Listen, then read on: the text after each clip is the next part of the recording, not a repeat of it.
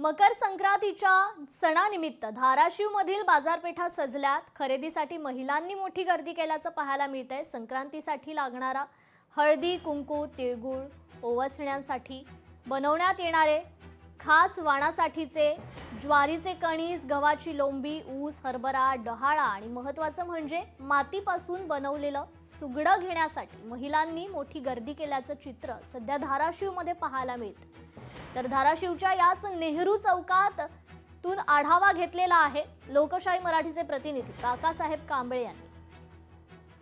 मकर संक्रांतीच्या सणासाठी धाराशिवमधील बाजारपेठ आता सजलेली आहे। तुम्ही पाहू शकता की या बाजारात हळदी कुंकू असेल, तिळगुळ असेल आणि जे आता महिलांना जे उद्या मकर संक्रांतीच्या दिवशी ओवाळण्यासाठी जे साहित्य लागतं की हरभरा असेल, ज्वारीचं कणीस असेल, गव्हाची लोंबी, ऊस, बोरे असं साहित्य या बाजारात आता घेण्यासाठी ग्राहकांनी मोठी गर्दी केलेली आहे। मला महादेवराव सांगा, काय असतं हे सुगड नेमकं? सर्वप्रथम मकर संक्रांतीच्या सर्वांना खूप खूप शुभेच्छा।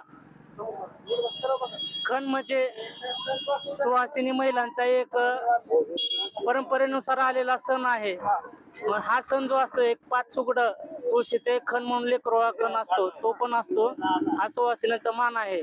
सर्वप्रथम सर्वांना संक्रांती निमित्त हार्दिक शुभेच्छा। आज संक्रांत सण म्हणजे सुवासिनी बायकांनी एकमेकांना वाण देणं किंवा सूर्य जो मकर राशीमध्ये प्रवेश करत आहे तर त्याचा एक उत्साह म्हणून हा सण साजरा केला जातो। प्रत्येक सुवासिनीबाई आजच्या दिवशी हा खण म्हणजे सुगड म्हणतात त्याला, सुगड नेत असते आणि त्या सुगडाची आज पूजा करून उद्या विठ्ठल रुक्मिणी अंबाबाई असं मंदिरामध्ये जाऊन ववसत असतात सुवासिनीबाई।